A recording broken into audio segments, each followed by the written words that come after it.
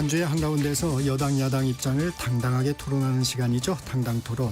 권칠승 더불어민주당 의원, 김희정 국민의힘 의원과 함께합니다. 안녕하세요. 예, 반갑습니다. 안녕하세요. 이 교섭단체 대표연설 얘기부터 해보고 갈까요? 네. 정청래 민주당 대표의 취임 후 첫 교섭단체 연설. 핵심 키워드 내란과 개혁이었습니다. 두 분 총평 부탁드립니다. 예, 뭐 전체적으로는 과거의 잘못을 바로잡고 이제 미래로 나가자 이런 뭐 로드맵을 제시했다고 볼 수 있겠습니다. 말씀하신 대로 이제 내란 청산, 그다음에 검찰, 사법, 언론 이 3대 개혁이라고 하는 과제를 완수하고 국민 주권 시대를 개막하겠다 이런 선언이었는데요. 뭐 그것만 있는 건 아니고 대한민국 제도약을 위한 구체적인 성장 전략도 언급이 있었습니다. 네. 이제 A, B, C, D, E, F라고 이렇게 머리 글자를 따서 언급을 했는데 뭐 AI, 바이오, 컬처, 그다음 디펜스, 에코 프렌들리 에너지, 그다음에 또 팩토리 이렇게 이제 A부터 F까지 성장 전략도 언급을 했습니다. 과거 보수 정부의 경제 정책 실패를 이제 지적하면서 이재명 정부가 경제 정책을 잘할 수 있다, 훨씬 더 잘할 수 있다. 보수가 경제를 잘한다는 얘기는 흘러간 유행과 가사다. 이렇게 하면서 이제 향후 경제 정책에 대한 자신감을 보이기도 했습니다. 평화가 또 곧 경제이고 밥이다. 네. 이런 기조로 경제 통일을 넘어서 민생 통일로 나아가야 된다 하는 이런 대북 메시지까지 표명을 하면서 비전을 제시했다. 이렇게 요약해 볼 수 있을 것 같습니다. 김희정 의원님 총평 부탁드립니다. 이틀 전 있었던 대통령 그리고 여야 대표 간의 그 화기애애한 분위기를 단 하루도 지키지 못하고 엎은 그런 대표 연설. 네. 협치가 실종된 대표 연설이라서 많이 아쉽습니다.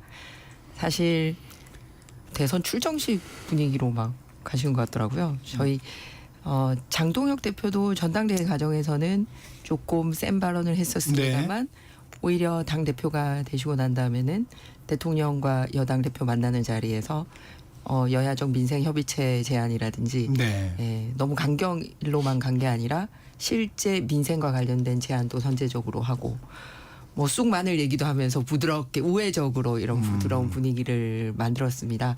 그리고 대통령도 화답을 하신 거죠. 여당이 가진 게 많으니까 좀 양보하고 같이 갔으면 좋겠다.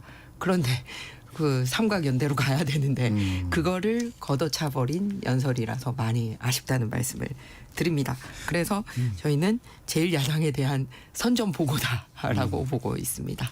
네, 이 내용을 조금 살펴볼게요. 그러면 이 개혁에는 골든타임이 있다 이렇게 얘기를 했습니다. 이 사실상 속도 조절은 않겠다는 의지죠? 뭐 그런 의미로 해석할 수 있습니다. 이 부분은 어떻습니까? 이 개혁 법안에 대해서는 일단 여야 간에 좀 첨예하게 대립할 수밖에 없을 것 같은데요.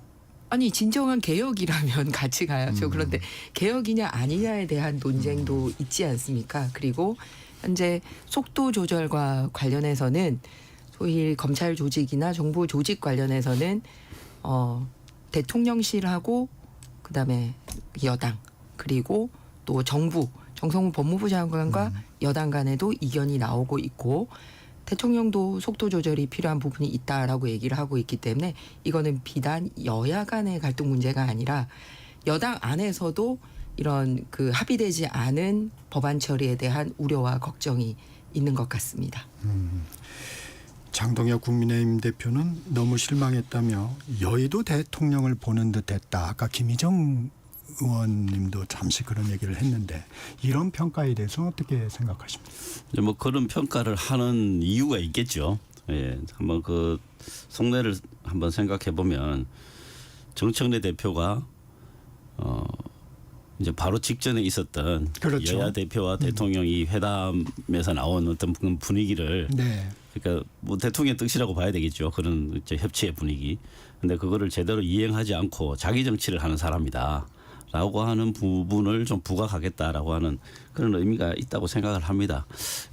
그렇지만 이 국민의힘 입장에서는 뭐 불편할 수 있는 내용들이 많이 뭐 있었다고 생각합니다. 그렇지만 실제로 어제 정청래 대표가 이야기했던 부분들을 정리하지 않고 진정한 여야 협치가 될 수 있는 토대를 만든다는 것은 쉽지 않다고 생각합니다. 특히 이제 내란 부분에 대해서는 정확하게 정리가 되지 않으면 그 이야기가 항상 잠복되어 있는 상태로 이렇게 갈 것입니다. 그러면 언제든지 그 문제가 이제 표면화되면서 여야 간의 어떤 관계가 냉각될 수 있는 그런 지뢰밭이기 때문에 그 부분에 대해서는 확실하게 좀 정리하는 입장이 야당 입장에서도 필요하다고 봅니다. 그 부분을 넘어서야지 그 다음에 협치가 가능하다. 네, 뭐 그 전에 하는 협치라고 하는 것은 진정한 협치라기보다는 봉합이라고 봐야 되겠죠. 그 부분이 그 내란에 대한 어떤 입장, 관점 이런 부분들이 언제든지 표면화될 수 있기 때문에 그 부분에 대해서는 빨리 정리하는 것, 그게 진정한 협치를 위한 토대가 될 것이라고 생각합니다. 김희정 의원님, 새 정부가 출범한 지 이제 3개월, 뭐 네. 100일 정도밖에 네. 안 됐습니다. 이 당정 간의 관계, 그게 이제 하루 사이에 좀 이런 상황이 발생을 해서 저희도 궁금한데 이게 역할 분담입니까? 아니면 엇박자가 있는 겁니까? 처음에는 뭐 약속 대련 아니야, 뭐 배드캅 네. 국합 뭐 이런 얘기도 나왔었거든요. 근데 그렇게 얘기하기에는 균열이 여러 군데서 확인이 되는 것 같습니다.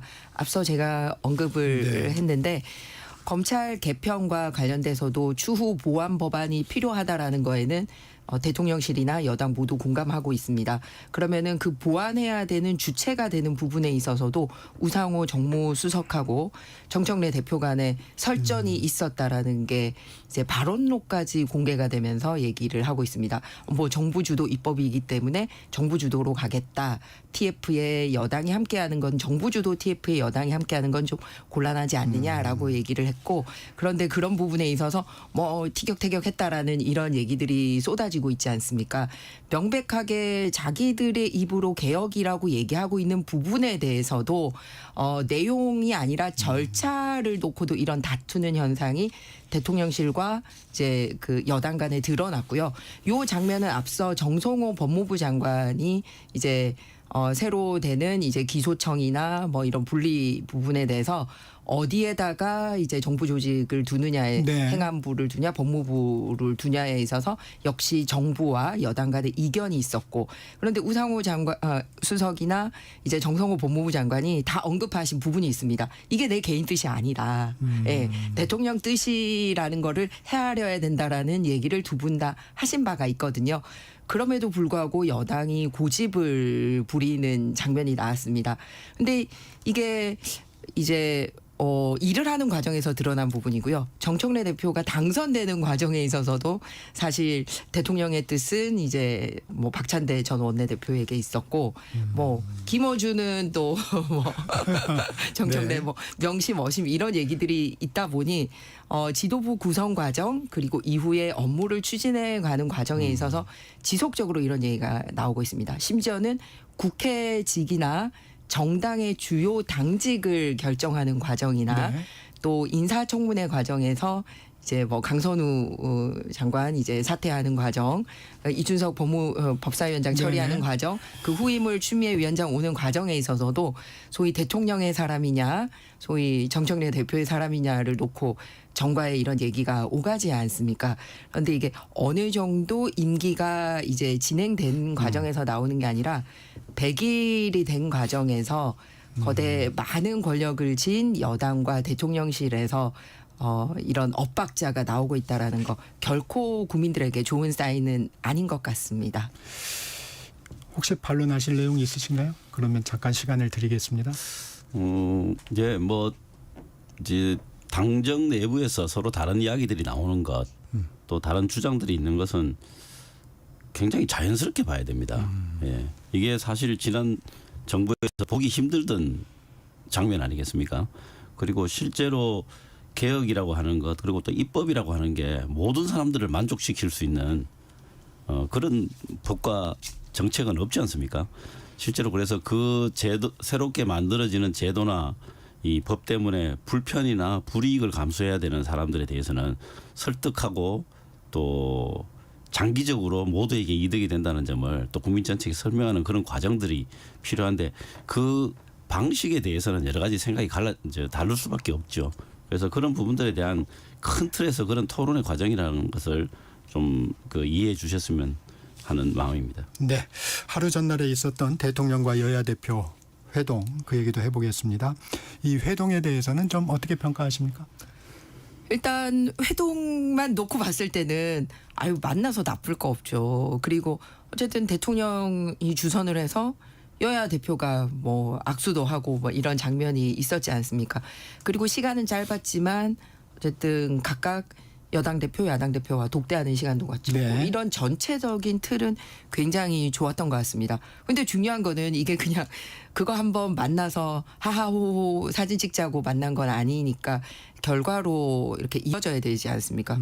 그런데 그게 지금 대통령 힘 가장 막강하다고 생각하는 시기에 24시간 유지가 안 됐잖아요. 그러니까 이틀 전에 점심 먹고 나왔는데 어제 오전 연설에서 뭐 니네 내란 정당이야 막 손가락질하고 막 여당 대표가 이런 식으로 하다 보니 사실 이러면은 미팅이 앞으로도 유지가 될까? 그리고 가장 큰 성과라고 할 수 있는 우리 장동혁 대표가 제안했던 여야정 민생협의체. 민생경제 협의체. 네. 그러면 사실은 어제 교섭단체 연설에서 그 얘기가 이어져서 나왔으면 굉장히 좋았거든요. 그게 좀 국민들에게. 아쉬웠다. 네. 그래서 이렇게 되면 물 건너가는 거 아니야? 뭐 이런 생각이 드는 거죠. 네. 민생경제 협의체 정말 어떻게 전망하세요? 우선 이제 뭐 그 회담의 모양에 대해서 네네네. 좀 그럼 먼저 이제 말씀 주시고. 평가를 좀 드리면 네. 지난 3년간 이런 모습이 이제 뭐 없었다고 봐야죠. 없었죠. 정치 실종이었는데 이제 정치가 복원되고 있는 그런 과정에 있다라는 생각이 들고요. 뭐 첫술에 배부를 수 없습니다. 서로 간에 불만이 있고 아쉬운 점이 있겠지만 이렇게 시작을 하는 거죠. 그래서 아주 첫 단추는 잘 끼워졌다 이렇게 생각을 하고요. 또 김희정 의원님 말씀하셨다시피 대통령의 주선으로 여야가 처음으로 악수하는 장면을 만들었다라고 하는 게 국민들한테 보여지는 큰 메시지가 있다고 생각을 합니다. 네. 저는 개인적으로는 장동혁 대표가 이번 회담의 최고 수혜자라고 생각을 합니다. 예. 네. 장동혁 대표 본인이 이렇게 이야기를 하셨네요. 이런 게 협치의 모습이라 생각한다. 대통령께서 곧 취임 100일을 맞는데 그동안 무거웠던 짐을 야당과도 함께 나누시면 무게가 덜지 않을까 말씀드립니다. 이렇게 이야기를 하셨어요. 정말 훌륭한 말씀이고 이런 말씀을 기조로 이제 여야 정이 같이 호흡을 맞추는 계기가 됐으면 좋겠다는 생각이 들고요. 그런데 이 협치라고 하는 게 이 일종의 정치 문화, 이게 뭐 제도로 할 수는 없는 건 아닙니까? 정치 문화인데 이거 시간이 듭니다. 그 중간에 울퉁불퉁한 일들이 많이 생길 겁니다. 그래서 인내 그리고 그 인내가 그리고 평상시에 생각하던 것보다는 훨씬 더 긴 시간을 요하기 때문에 그런 점에 대해서 여야 간에 서로 좀 참는 또 형식에 대해서 서로 양보하는 이번에 대통령께서 1대1 면담도 수용을 하면서 장동혁 대표에 대해서 한껏 사실은 무게를 실어주지 않으셨습니까? 그래서 이런 부분들에 대해서 야당에서도 좀 인정을 해주고 향후에 여야정 협치하는데 좀 이렇게 좀 협조를 많이 해주셨으면 하는 바람입니다. 네, 김희정 의원님. 그 장동혁 대표 생각보다 세게 안 하네요라고 오히려 대통령이 웃으면서 얘기를 할 정도로 그랬잖아요. 그런데 전체적인 기조를 어떻게 가져갔냐면 저희 의원들에게 설명하기를 네. 할 말은 하지만 협상의 씨앗을 남겨야 된다라고 생각했기 때문에 제1야당 대표로서의 품격을 유지하려고 함께 노력을 했다라는 전체 기조를 설명을 했습니다. 네. 즉 처음부터 끝까지 다 불만만 얘기를 하는 게 아니라 이거를 지속적으로 가져가기 위해서 꼭 해야 될 그런 그 말, 그러니까 정치 잘못하고 있는 부분에 대한 얘기도 하지만 민생에 대한 협치의 부분에 대한 그 조화를 잘 맞춰갔거든요. 그러면 거기에 대한 화답을 어제 했었어야죠. 그게 안 됐다라는 게 굉장히 아쉽고 그리고 국회법에도 다수결로 처리를 해야 되는 부분도 있지만 합의라는 단어가 국회법에 상당히 들어가 있습니다. 그런데 어제 협치라는 단어는 아예 넣지도 않았어요. 말로조차 악수 안 한다고 상당 기간 버티더니 협치 안 하겠다고 버티는 모습이 되고 있기 때문에 아쉽습니다. 그러면은 이제 정청래 대표는 그렇게 가는데 그럼 대통령께서 지금 할 수 있는 방법은 뭐냐 하나 드리고 싶은 말씀이 있어요. 다른 거는 다 좀 뭐 장기 과제라 하더라도 제일 쉬운 과제를 저희가 얘기한 게 있습니다. 어떤 거죠? 교육부총리 철회하는 겁니다. 네. 예. 한두 번 문제가 있는 게 아니라 제자 뺨을 때린 문제라든지 북한을 16번이나 방문한 거라든지 뭐 천안함 폭진과 관련돼서 국제사회에 논란이 될 만한 발언한 부분이라든지 여러 가지가 있었지 않습니까? 전방위적으로 논란이 있는 후보였었기 때문에 최교진 그 교육부총리에 대해서는 이런 뜻을 받아들여서 철회를 하는 게 상징적으로 여야 협치의 신호탄이 될 수도 있다고 생각을 합니다. 이제 원민경 여성가족부 장관 청문 보고서는 여야 합의로 채택이 됐습니다. 최규진 교육부 장관 후보자는 청문 보고서가 채택이 안 됐는데 이제 뭐 대통령의 결단이 남아 있는 거겠죠. 네, 네. 그 부분은 권칠승 의원님. 민생경제협의체 이야기 아까 네. 못했는데. 네.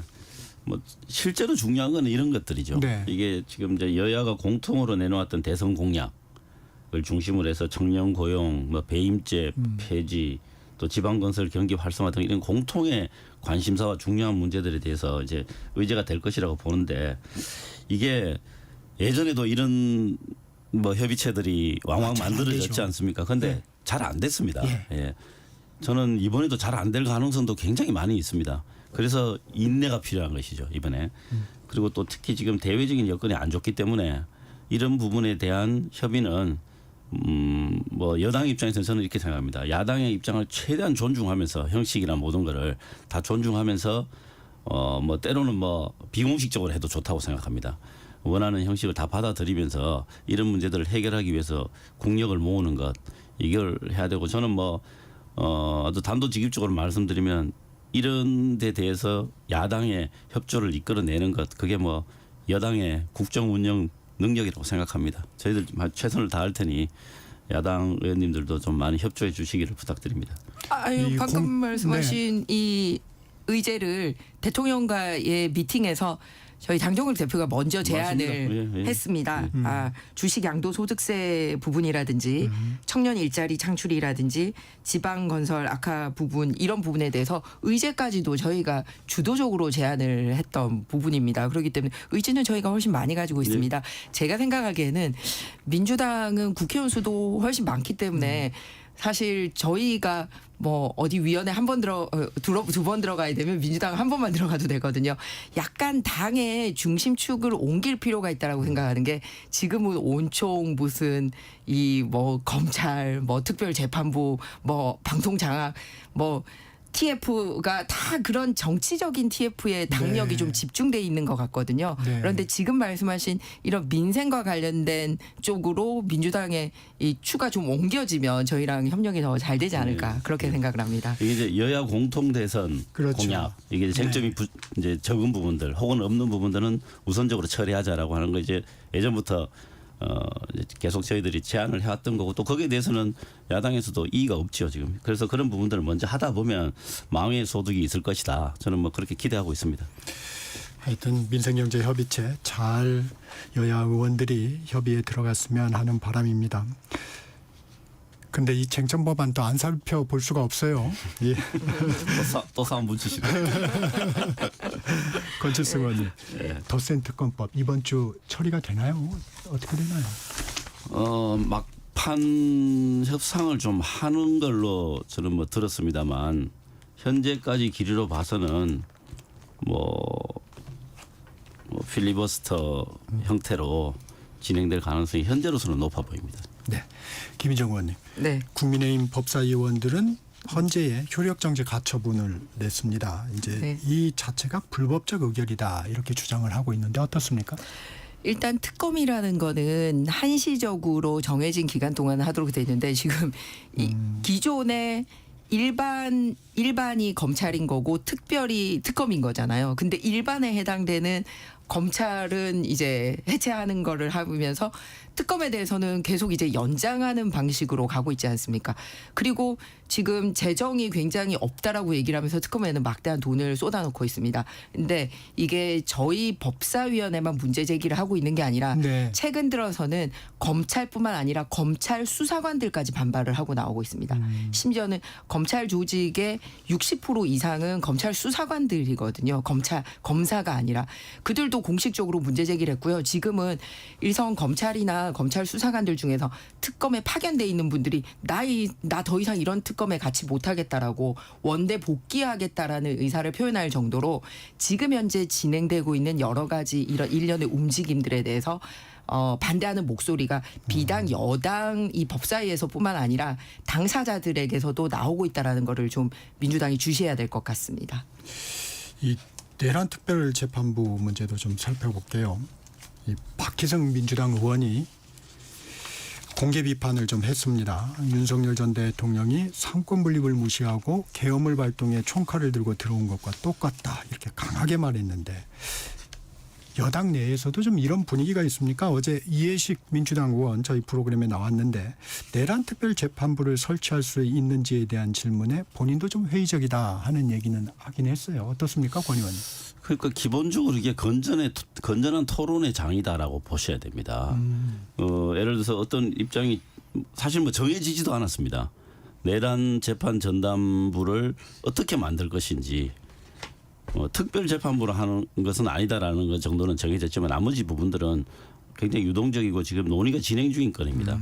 그런 과정에서 뭐 이제 위헌적 요소들을 사전에 배제해야 된다는 취지의 이제 발언인데 저는 뭐 당내에서 당연히 있을 만한 일이고 또 당연히 있어야 되는 그런 토론의 현장이라고 생각합니다. 그렇기 때문에 저는 뭐 우려하는 생각은 없고요. 이런 과정을 통해서 혹시라도 있을 수 있는 뭐 위헌적 그 측면을 제거하고 그다음에 국민적 공감대를 일으키는 공론의 과정이지 않습니까? 그래서 저는 뭐 아주 건전한 그 토론의 현장이다 이렇게 보고 저는 뭐 긍정적으로 보고 있습니다.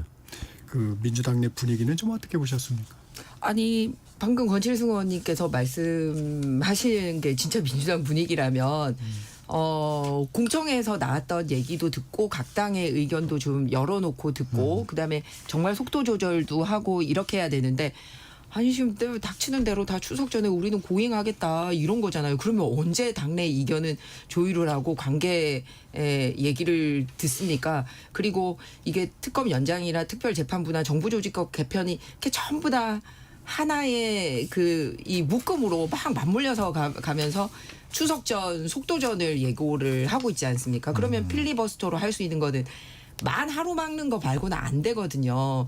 그렇기 때문에 실제 의견을 청취하는 과정에서 일어나는 그런 현상이다라고 보기에는 굉장히 큰 문제다라는 말씀을 드리고 싶습니다.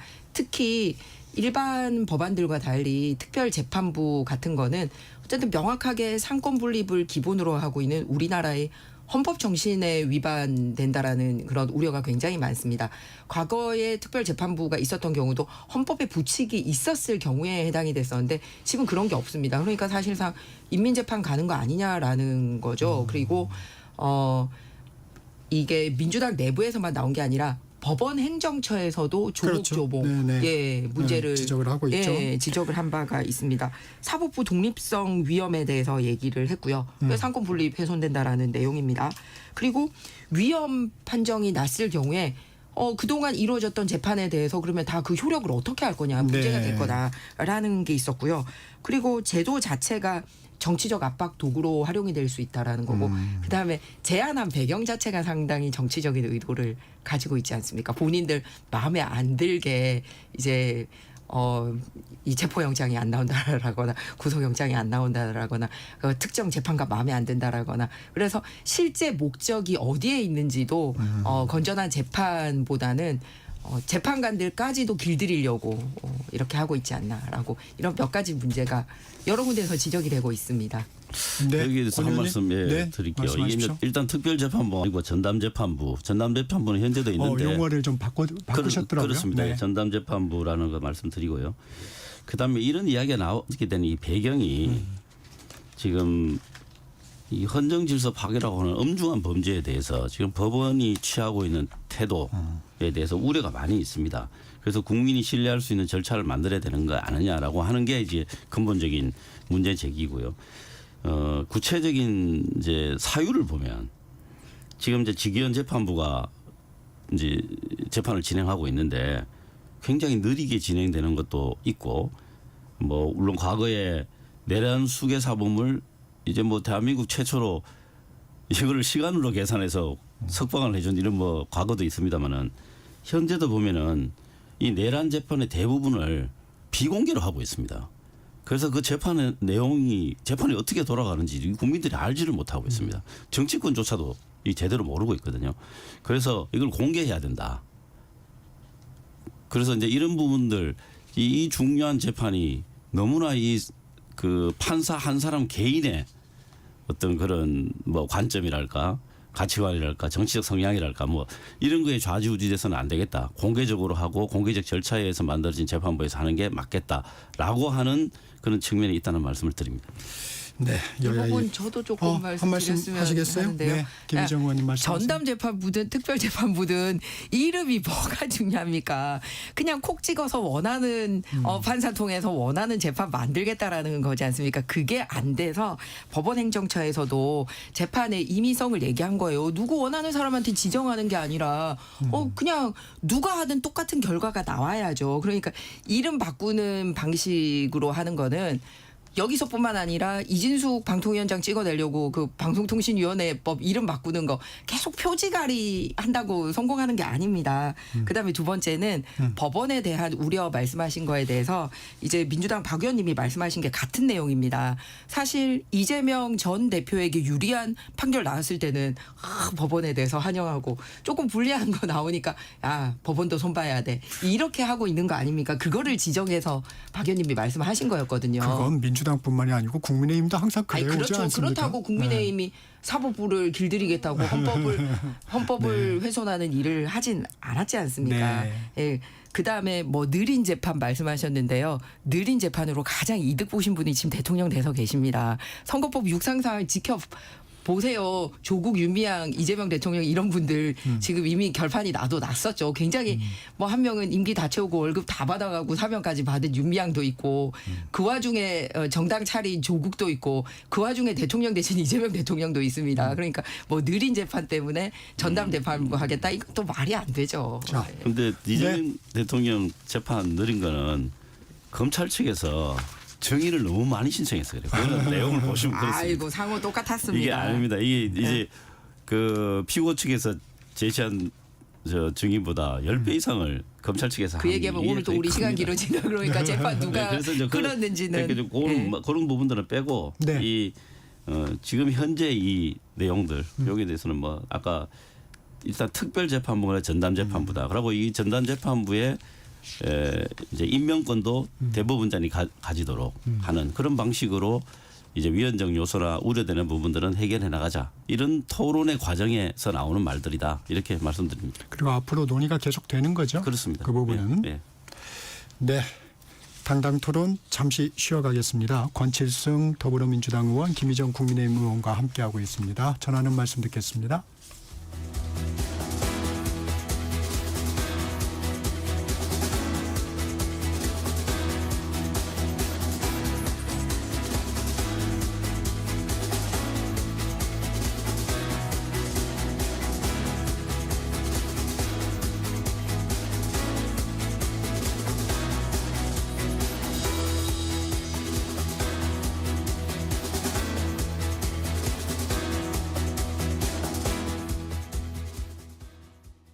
잠시 후 8시 반부터 일부 지역국에서는 해당 지역 방송을 보내드립니다. 워렌 버핏은 가치 투자, 필립 피셔는 성장주 투자, 피터 린치는 장기 투자. 방법은 달라도 목표는 하나. 성기영의 경제쇼가 성공의 길로 안내합니다. 깊이 있게, 명쾌하게, 지금 이 시대 경제에 관한 모든 것을 알려드립니다.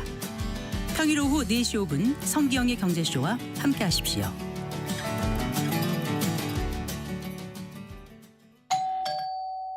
편지 왔습니다. 퇴근길 지친 당신에게 힘이 되는 뉴스를 전해드립니다. 매일 저녁 5시 5분 당신과 함께 읽는 세상 이야기 KBS 1라디오 뉴스레터 K. 지금 시각은 8시 30분입니다. KBS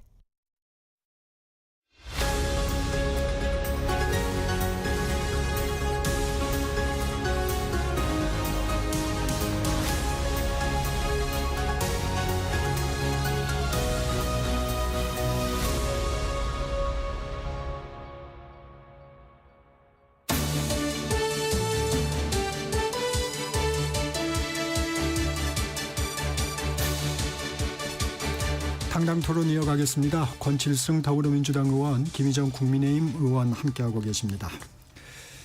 이 정부 조직 개편안 관련해서 검찰의 반발 얘기도 좀 해보겠습니다.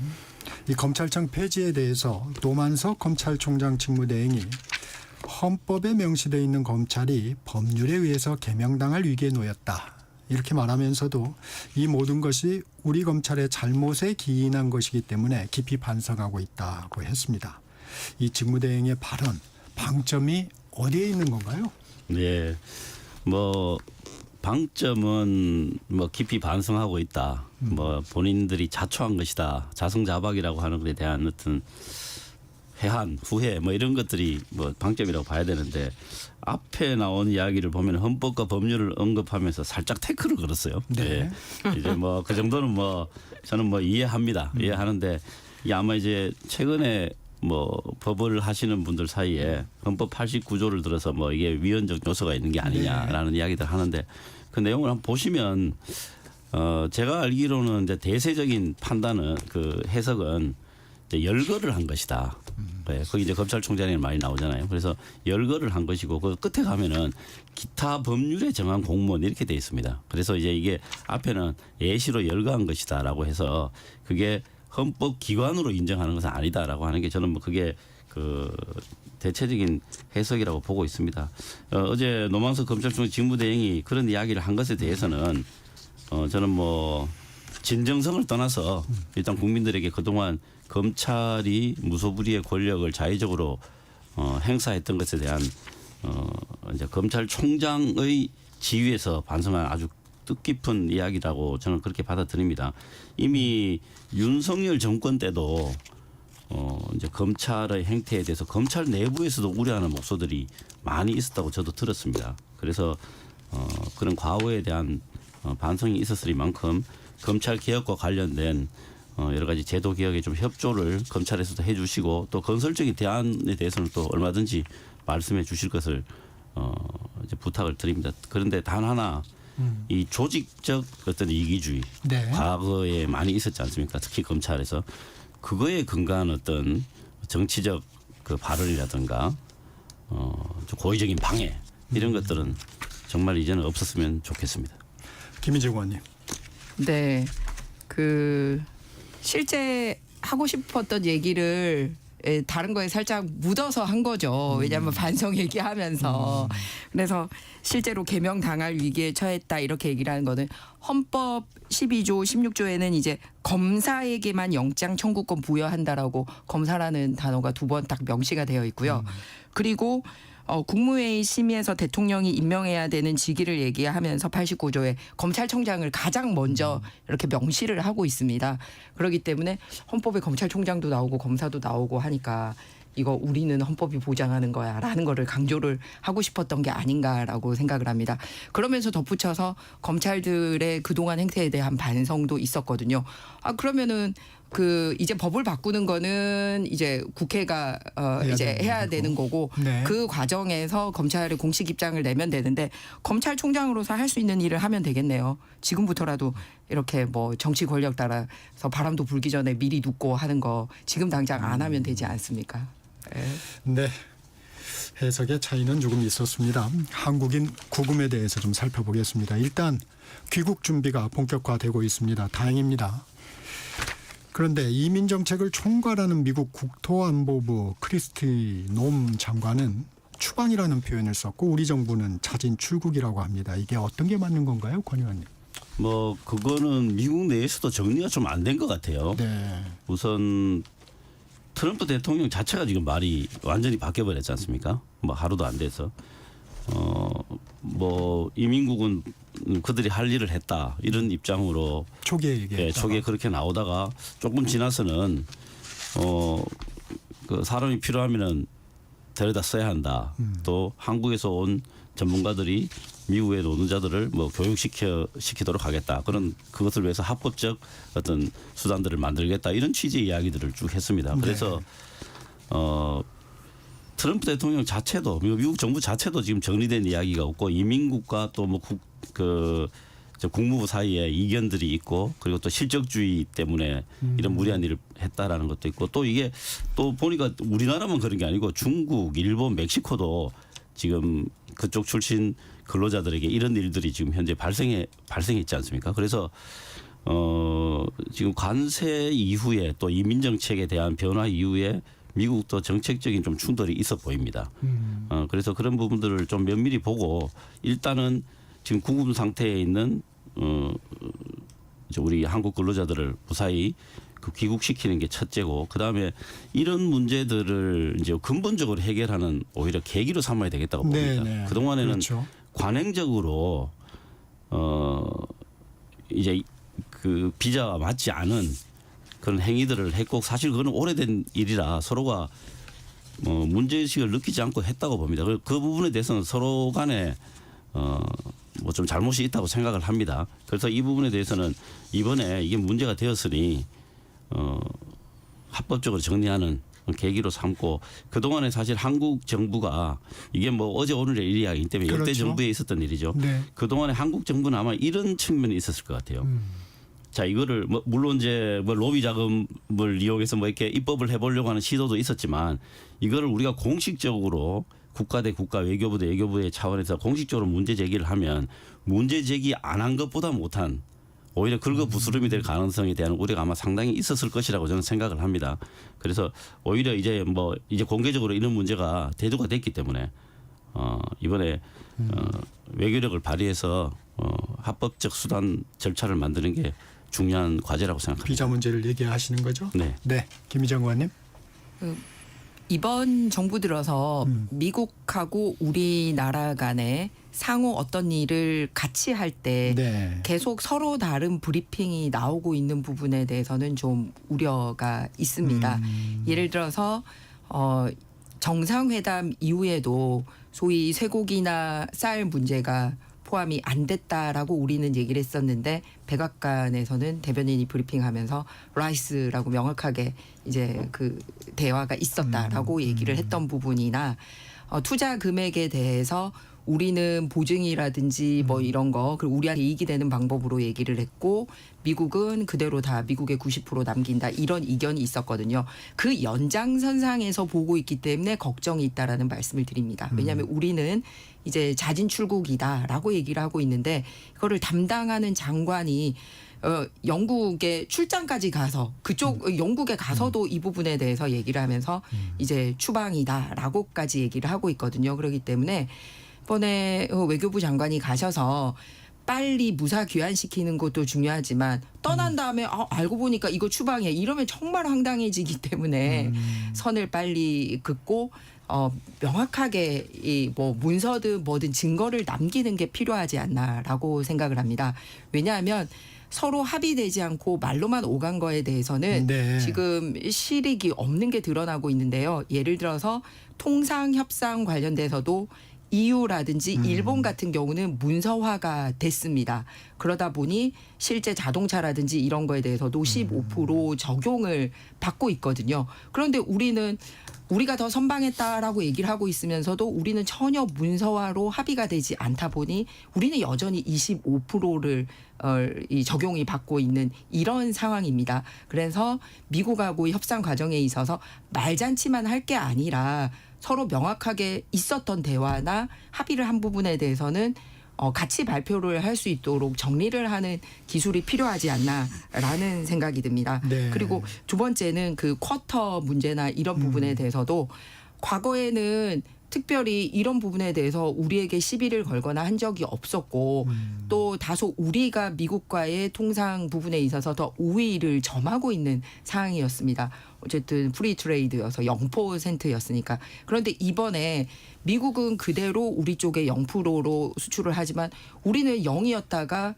이 프리 트레이드를 깨고 이 세금을 내기로 된 부분이고 네. 또 투자도 6천억 불이나 하기로 돼 있는 계기가 있지 않습니까? 그러면은 우리가 미국에 이 정도 선물을 준다면 이거를 계기로 그러면 당신들도 이 일을 추진하기 위해서 우리에게 비자 쿼터를 달라고 협상의 테이블에 올라갔어야 되는 부분인데 놓친 맞다. 부분이 네. 있지 않나. 그러면 지금이라도 들어가야 된다라는 말씀을 드립니다.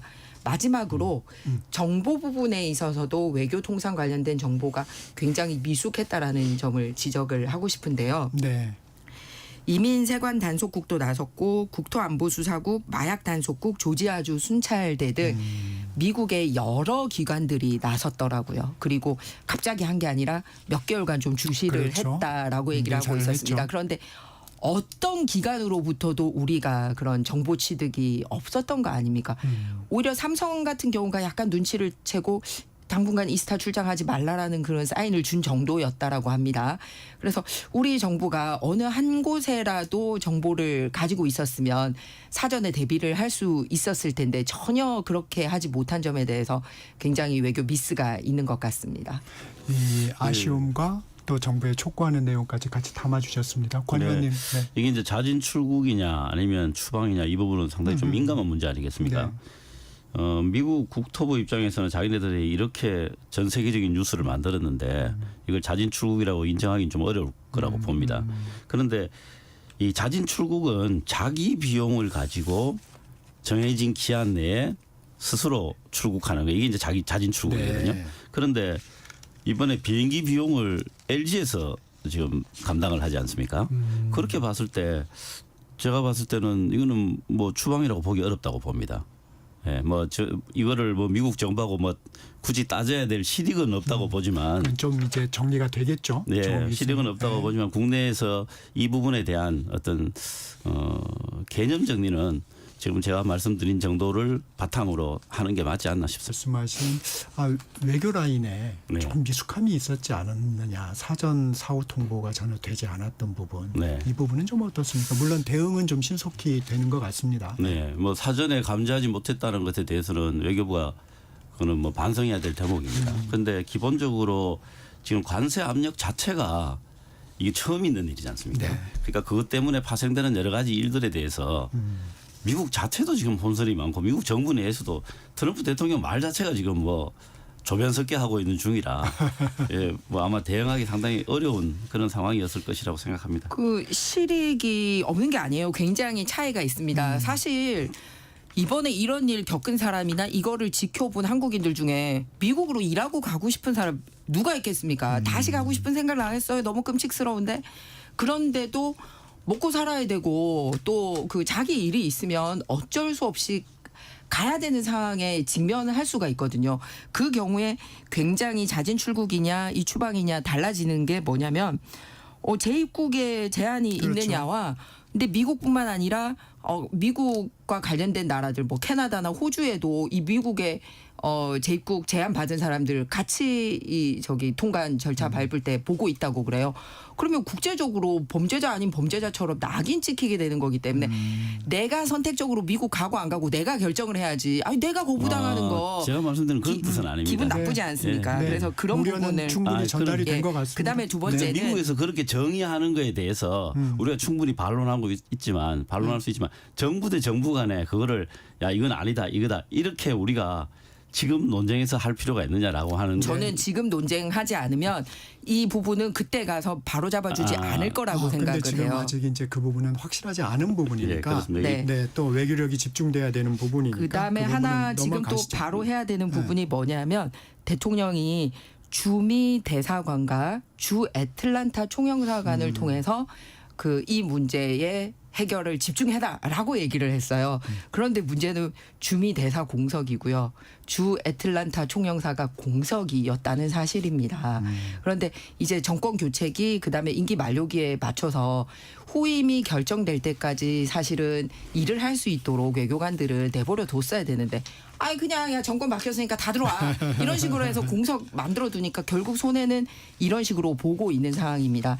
특히 주 애틀란타 총영사 같은 경우는 아그레망이 필요 없어요. 그렇기 때문에 지금이라도 외교 한라인을 통해서 빨리 그때 통상 교섭할 때 했어야 되는데 자기 입맛에 맞는 사람들 고르느라고 이 중요한 자리들을 비워두고 있는 것도 실책이다.